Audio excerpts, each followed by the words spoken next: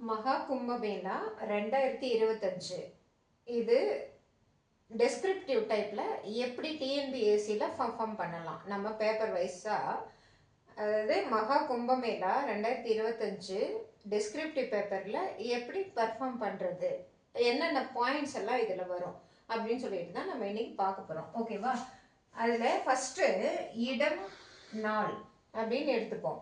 இடம்னா உத்தரப்பிரதேசம் நமக்கு எல்லாருக்குமே தெரியும், அது எழுதிடுவோம், எல்லாருமே எழுதியிருப்பாங்க. அதே மாதிரி பிரயாக்ராஜ் அப்படின்னு சொல்லிட்டு ஒரு இடத்துல தான், அதாவது லக்னோ உத்தரப்பிரதேச நடுவில், அதாவது காசிக்கு கொஞ்சம் நடுவில் இந்த பிரயாக்ராஜுங்கிறது அமைஞ்சிருக்கு. உத்தரப்பிரதேசத்துலேயே கிடையாது, அதுவும் நல்லா ஞாபகம் வச்சுக்கணும். இதுக்கு பாயிண்ட்ஸ் எதுனா இருந்ததுன்னா நீங்கள் கூட ட்ரை பண்ணலாம். அதே மாதிரி நாள் எப்படின்னா ஜனவரி 13 பிப்ரவரி 26, அதாவது பௌர்ணமி ஆரம்பமாகும். அதே சமயத்தில் மகா சிவராத்திரி நாளில் இது முடிவடையுது. மொத்தம் 45 நாட்கள். இது நான் ஏன் ஹைலைட் பண்ணியிருக்கேன் அப்படின்னு சொல்லி பார்த்தீங்கன்னா, நீங்கள் பேப்பரில் இப்படி தான் ப்ரெசன்டேஷன் பண்ணணும். 45 நாட்கள்ங்கிறது ஒரு கீவேர்டு. ஓகேவா?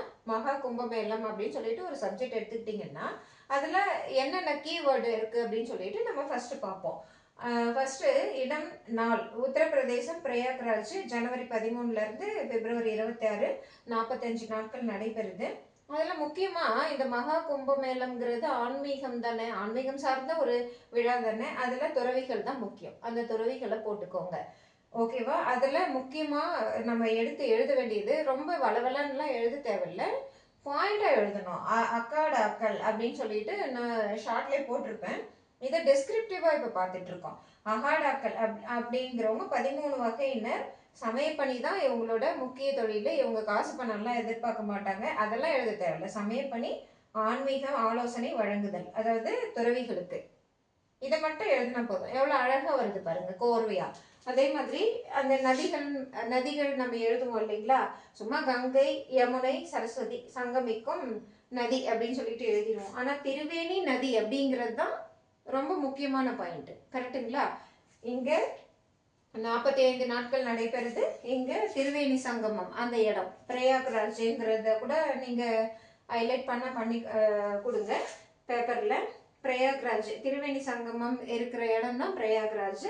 அங்கே வந்துருச்சிங்களா? அதே மாதிரி தொழில்நுட்பம் யூஸ் பண்ணாங்க, இதையும் நம்ம எழுதி ஆகணும். சப்போஸ் இந்த கும்பமேளா பற்றி கேட்டாங்கன்னா இதெல்லாம் எழுதி தானே ஆகணும். கும்பமேளா பற்றி கேட்டாங்கன்னா கண்டிப்பாக இந்த தொழில்நுட்பம் என்னென்ன யூஸ் பண்ணியிருக்காங்க, அதாவது சமகாலத்தில் வரலாறுலாம் நம்ம படிச்சிருப்போம். இதுலேயும் பார்த்தீங்கன்னா வரலாறு புதிய எல்லாம் வரும், அடுத்தது சொல்கிறேன். கியூஆர் கோடு, ஆர்டிஃபிஷியல் இன்டெலிஜென்ஸு, ஏஐஏ. கியூஆர் கோடில் அதாவது ஷார்ட்டில் சொல்லியிருப்பேன், செல்ஃபி பாயிண்ட்டுன்னு சொல்லிட்டு ஒரு புது தொழில்நுட்பத்தை அந்த துறை அறிமுகப்படுத்தியிருக்காங்க. அதை கண்டிப்பாக நம்ம ஹைலைட் பண்ணி காட்ட வேண்டிய அவசியம் இருக்குது பேப்பரில். அதே மாதிரி வர்ச்சுவல் அசிஸ்டண்ட்டு, அதனுடைய பயன்பாடு, அதே மாதிரி இந்த அனைத்து தொழில்நுட்பத்தையும் சந்தைப்படுத்துறது எளிது. அங்கே எளிது அப்படின்னு எழுதுனீங்கன்னா நல்ல மார்க் வரும்ல. கண்டிப்பாக இந்த மாதிரி பேப்பர் ப்ரெசன்டேஷன் பண்ணுங்கள். கொஞ்சம் யோசிச்சா போதும், இந்த மாதிரி பேப்பர் ப்ரெசன்டேஷன் பண்ணலாம். முக்கியமாக இந்த டெஸ்கிரிப்டிவ் பேப்பரில் சும்மா சிம்பிளாக எழுதுங்க, சிம்பிளாக. அதே மாதிரி பேப்பரை கம்ப்ளீட் பண்ணுற மாதிரி இருக்கணும். 45 நாட்கள் ஞாபகம் வச்சுக்கோங்க. திரிவேணி சங்கமங்கிற வேர்டை ஞாபகம் வச்சுக்கோங்க.